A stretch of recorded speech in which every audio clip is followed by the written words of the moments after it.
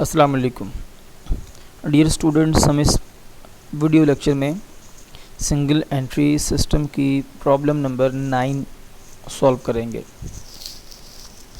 ये आपके सामने प्रॉब्लम नंबर 9 का स्नैपशॉट अवेलेबल है जो आपको नज़र आ रहा है। इसमें लिखा हुआ है Sagir is not writing his books properly. Mister Sagir की जो बुक्स हैं वो प्रॉपर नहीं हैं। इट मीन कि वो सिंगल एंट्री सिस्टम फॉलो करता है।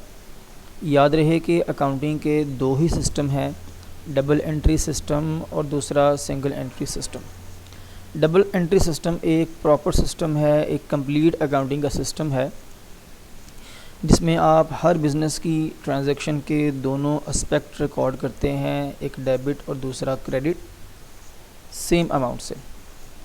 और अगर कोई बिज़नेस दोनों इफ़ेक्ट रिकॉर्ड नहीं कर रहा तो आप कह सकते हैं कि वो बिज़नेस सिंगल एंट्री सिस्टम को फॉलो कर रहा है। आगे इसके लिखा है from the following information prepare a statement showing profit और loss and statement of affairs for the year ending 30 June 2017। कि आपने स्टेटमेंट ऑफ प्रॉफिट और लॉस बनानी है, इसके अलावा आपने एंडिंग स्टेटमेंट ऑफ अफेयर्स बनानी है। दो कॉलम में हमें उसने अकाउंट के बैलेंस दिए हुए हैं। एक हमारा कॉलम है 1 जुलाई 2016 और सेकंड हमारा कॉलम है 30 जून 2017। अब काउंट करने में जो तारीख़ जो डेट पहले आती है वो ओपनिंग डेट कहलाती है और जो डेट जिसका नंबर जिसकी बारी बाद में आती है वो एंडिंग डेट कहलाती है। बाद में बारी आने का मतलब ये नहीं है कि जो पहले वाला कॉलम है वो ओपनिंग डाटा उसमें होगा, जो सेकंड वाला कॉलम होगा उसमें एंडिंग डाटा होगा, ऐसा नहीं है। बल्कि पहले और बाद में आने का मतलब है कि जैसे 16 पहले आता है और 17 बाद में आता है, तो जो 16 का डाटा है वो ओपनिंग डाटा है और जो 17 का डाटा है वो एंडिंग डाटा है। यहाँ पे ये भी मुमकिन है कि जो 17 के कॉलम का डाटा है वो इस वाले कॉलम में लिख दिया जाए और जो ये वाला कॉलम यहाँ बना दिया जाए, तो फिर ये वाला कॉलम आपका एंडिंग बन जाएगा। सॉरी, डेट को ध्यान से देखना है आपने कि काउंट करने में जो डेट पहले आती है वहाँ के जो बैलेंस हैं वो सारे ओपनिंग बैलेंस कहलाते हैं और जो डेट बाद में आती है जो उसके बैलेंस है वो एंडिंग बैलेंस कहलाते हैं। अब इस डाटे को पढ़ लेते हैं। हमारे पास कैश इन हैंड डेटर्स दोनों एसेट्स हैं, ओपनिंग एंडिंग, क्रेडिटर्स लायबिलिटी है, स्टॉक रिसीवेबल दोनों एसेट हैं, बैंक और ड्राफ्ट लायबिलिटी है, मोटर वैन और फर्नीचर दोनों हमारे एसेट्स हैं, ओपनिंग और एंडिंग। इसके आगे लिखा है drawings ₹4800, depreciate furniture at 10% and write off ₹800 on motor van.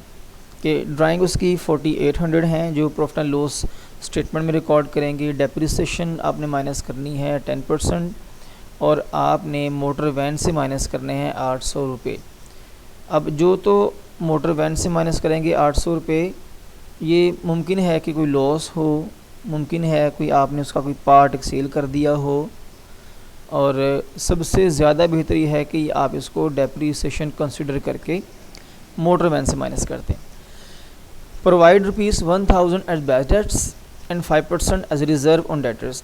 Same adjustment है जो हमने प्रॉब्लम नंबर 8 में एडजस्ट की थी। वहाँ भी 200 अपने बैड डेट्स माइनस किए डेटर्स में से और रिमेनिंग डेटर में से हमने माइनस किया 5% जो 220 बना था। तो ये उसकी सेम एडजस्टमेंट है। एंड पे लिखा है provide reserve ₹1600 on bill receivable. ये पैसे आपने बिल रिसीवेबल से माइनस कर देने हैं।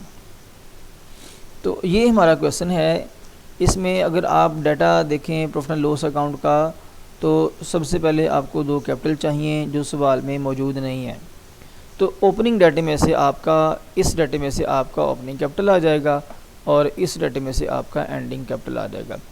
जब आपने ओपनिंग कैपिटल मालूम करना है तो आपने सिंपली एसेट रिकॉर्ड करके ओपनिंग कैपिटल कैलकुलेट करना है। जैसे यहाँ देखें, मैं भी आपके सामने यहाँ पे करता हूँ ओपनिंग कैपिटल कैलकुलेट।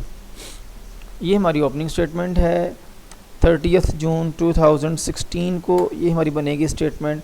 और ये हमारी ये 1 जुलाई 2016 को ही हमारी बनेगी स्टेटमेंट। हम यहाँ लिखेंगे 1 जुलाई 2016 और ये जो हमारी एंडिंग स्टेटमेंट ये बनेगी 30 जून 2017 को। हम यहाँ पे रिकॉर्डिंग करते हैं। हमारे पास यहाँ पे सबसे पहले है कैश इन हैंड, और कैश इन हैंड हमारे पास है ओपनिंग में 900। उसके बाद हमारे पास यहाँ पे हैं डेटर्स की अमाउंट हमारे पास कितनी है 22,800। और उसके बाद हमारे पास है क्रेडिटर्स, ये लायबिलिटी में रिकॉर्ड हम करेंगे। यहाँ पे जो हमारे क्रेडिटर्स हैं, क्रेडिटर्स के पैसे कितने हमारे पास 31,200। और इसके बाद हमारा स्टॉक है, स्टॉक हमारा एसेट है। स्टॉक 33,400। उसके बाद बिल्स रिसीवेबल, इसकी अमाउंट है 30,500। इसके बाद सॉरी बैंक ओवरड्राफ्ट है, इसको लायबिलिटी में रिकॉर्ड करना है आप लोगों ने। बैंक ओवरड्राफ्ट की अमाउंट 40,800। इसके बाद हमारे पास मोटर वैन 4200। और लास्ट पे फर्नीचर 3400। अब ये 1 2 3 4 5 6 आपके एसेट्स थे और 2 आपकी लायबिलिटीज़ थी। तो ये हम बात क्लास में कई बार कर चुके हैं कि जब आपने ओपनिंग कैपिटल कैलकुलेट करना है तो आपने किसी किस्म की एडजस्टमेंट को एडजस्ट नहीं करना, सिंपली आपने एसेट्स रिकॉर्ड कर देने हैं और आपने लायबिलिटीज़ रिकॉर्ड करनी है बगैर एडजस्टमेंट के, और उसको फिर आपने बाद में बैलेंस कर देना है। ये वाला जो एरिया है ये आपको नहीं चाहिए, हम यहाँ से सब कुछ क्लियर कर देते हैं। यहाँ से मिल जाएगा आपको बिज़नेस का ओपनिंग कैपिटल। अब जब आपने कैपिटल कैलकुलेट करना है तो आपने ये देखना है दोनों साइडों का टोटल, दोनों साइडों में से किसका टोटल ज़्यादा है। तो ये बात भी हम क्लास में कई बार कर चुके हैं कि एसेट साइड का टोटल हमेशा ज़्यादा होगा। प्रैक्टिकली तो लाजमी नहीं है, लेकिन हम बात करेंगे सिर्फ आईकॉम की। तो आपकी किताब की हद तक जो डेबिट का टोटल जो एसेट का टोटल हमेशा ज़्यादा आया करेगा, वो लिखेंगे दोनों साइडों पे। यहाँ पे आप फाइंड आउट करेंगे capital in bracket balancing figure. अब कैपिटल कैसे निकालते हैं ये भी आप बार कर चुके हैं कि जो ज़्यादा वाली अमाउंट है उसमें से आपने जो कम वाली अमाउंट है वो माइनस कर देनी है। ये आपको यहाँ से मिल जाएगा आपका ओपनिंग कैपिटल। ये वाला आपका ओपनिंग कैपिटल यहाँ पे आ गया 23,200। आपने टोटल एसेट में से टोटल लायबिलिटी माइनस की तो आपका कैपिटल आ गया। अब यहाँ पे आपने एंडिंग कैपिटल कैलकुलेट करना है। देख लें हमारे पास कैश डाटा हम ना सारा वहाँ से ले लेते हैं, क्या खैर जो अकाउंट नेम है कैश इन हैंड आगे हमारे पास कितना है जनाब 2800। उसके बाद हमारे पास डेटर्स हैं, डेटर्स की अमाउंट हमारे पास है 21,400। याद रहे कि डेटर में से आपने क्या करना है बैड डेट्स को माइनस करना है। अब यहाँ जो बैड डेट्स की अमाउंट है क्वेश्चन के एंड पे अगर आप देखेंगे, हम तो क्वेश्चन को जूम कर लेते हैं, तो यहाँ जो आपके बैड डेट्स हैं लिखा है provide ₹1000 as bad debts and 5% as reserve on debtors. तो 1000 आपके बैड डेट्स हैं, आपने डेटर में से 1000 माइनस करने हैं। यहाँ से आपने 1000 माइनस करना है। तो हम यहाँ पे एक कैलकुलेशन की लाइन लगाते हैं और यहाँ जाके हम उसको माइनस कर लेते हैं। सॉरी यहाँ नहीं, क्योंकि एक एडजस्टमेंट हमारे पास और अवेलेबल है। तो आप डेटर में से माइनस कर देंगे ये बैड डेट्स। इसके बाद यहाँ से आप लेस करेंगे प्रोविजन फॉर बैड डेट्स, यहाँ से लेस करेंगे। फिर यहाँ पे एक लाइन लगाएंगे और जो रिमेनिंग पैसे बच जाएंगे यहाँ रिकॉर्ड कर लेंगे। प्रोविजन के हवाले से हम ये बात क्लास में कर चुके हैं कि जो आपकी प्रोविजन है ये हमारे पास, यहाँ पे आ गई वर्किंग की heading, provision for bad and bad debts. इसका फार्मूला है डेटर्स, मैं आपको यहाँ लिख दूँगा पूरा फार्मूला। डेटर्स हमारे यहाँ पे डेटर्स हैं 21,400 minus bad debts multiply by rate of provision, यहाँ हमारे पास है जनाब वो 5/100। अगर इसको आप यहाँ पे सॉल्व करेंगे तो देखते हैं कितने इसके पैसे आते हैं। आपने इसको कैलकुलेटर पे सॉल्व करना है। पहले 21,400 से 1,000 माइनस करना है, फिर आ जाएगा 20,400, तो उस पर आप चार्ज करेंगे 5%। ये आ गया हमारे पास 1020। यहाँ पे आप रिकॉर्ड करेंगे 1020 और यहाँ पे आप इसका आंसर लिख देंगे। रिमेनिंग डेटर में से माइनस करेंगे प्रोविजन, यहाँ पे आपकी अमाउंट आ जाएगी 19,380। इसके बाद हम रिकॉर्ड करेंगे बिल रिसीवेबल और स्टॉक। तो हमारा जो स्टॉक है वो यहाँ देखें आप ज़रा गौर से, हमारा जो स्टॉक है ये है 37,400।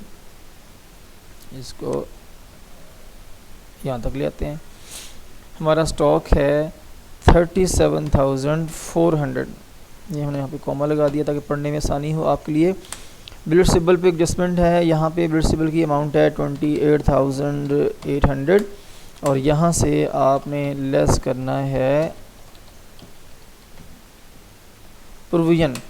यहाँ पे लिखा है जी कि provide reserve of ₹1600 on bill receivable. तो प्रोविजन के नाम से भी लिख सकते हैं और रिज़र्व के नाम से भी लिख सकते हैं। तो 1600 यहाँ से माइनस करना है आपने। हम यहाँ पे कैलकुलेशन की एक लाइन लगाते हैं और यहाँ पे हम इसको कैलकुलेट करेंगे, माइनस करेंगे, यहाँ पे इसकी रिकॉर्डिंग हो जाएगी। इसके बाद हमारे पास यहाँ पे क्या क्या है, एक तो हमारे पास मोटर वैन है, दूसरा हमारे पास फर्नीचर है। मोटर वैन जो है इसकी अमाउंट है हमारे पास 4200 और मोटर वैन से आप माइनस करेंगे डेप्रिसिएशन। लिखा है write off ₹800 on motor van. Motor van से आपने माइनस करने हैं 800। यहाँ पे कैलकुलेशन की लाइन लगाएंगे और यहाँ पे हम माइनस करके रिकॉर्ड करेंगे, यह आएगा हमारे पास 3400। इसके बाद हम यहाँ पे रिकॉर्ड करेंगे फर्नीचर। फर्नीचर की अमाउंट हमारे पास है जनाब 3400। हम यहाँ से लेस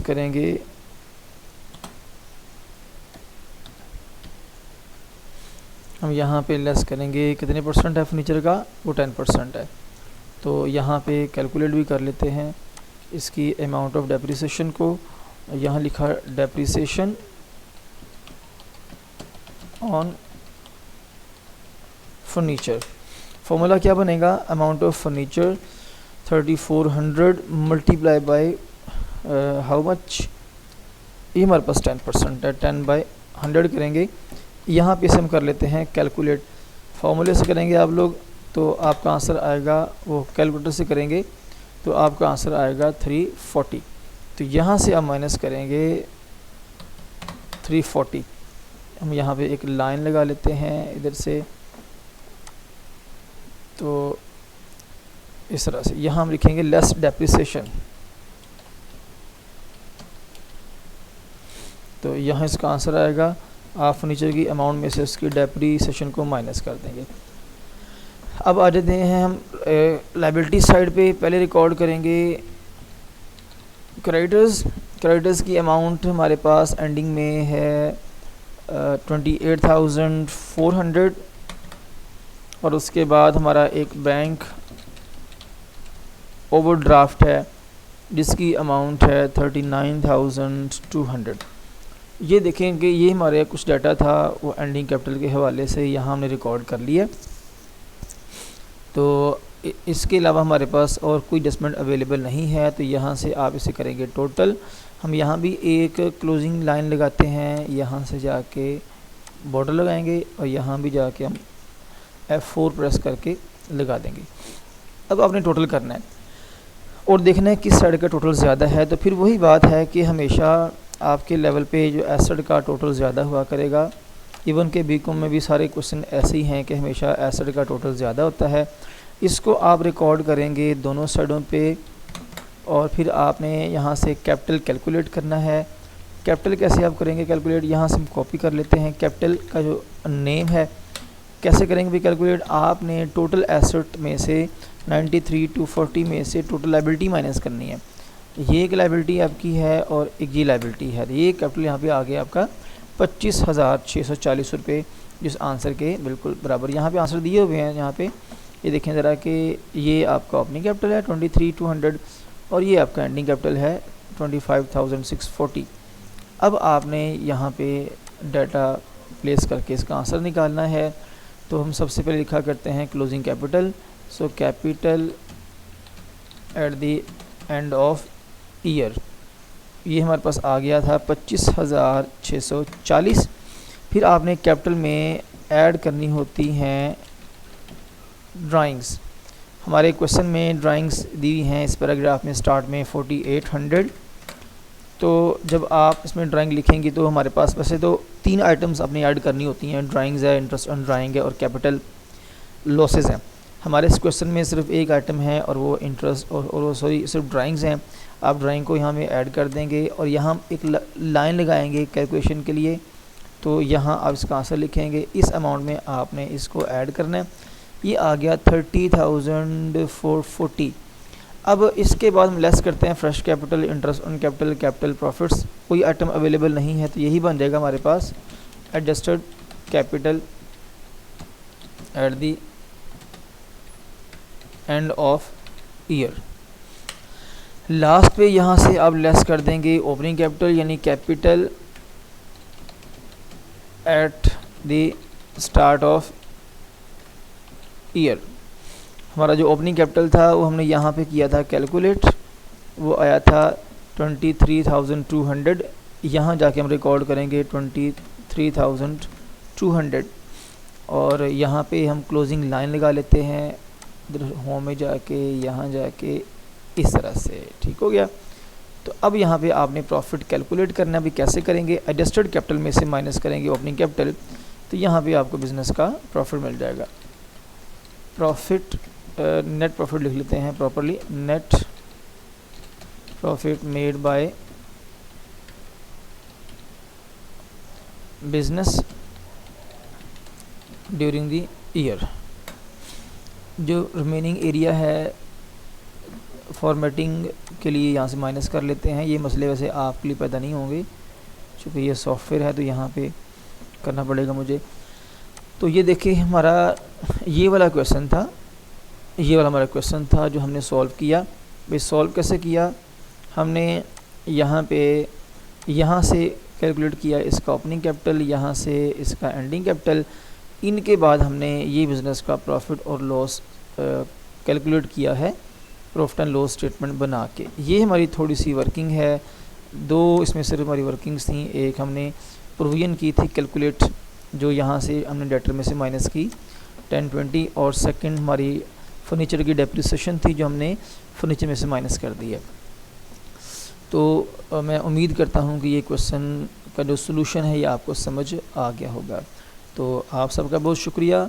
मिलते हैं नेक्स्ट वीडियो लेक्चर में जो क्वेश्चन नंबर 10 के बारे में होगा। तो आप सबका बहुत शुक्रिया। अल्लाह हाफिज़।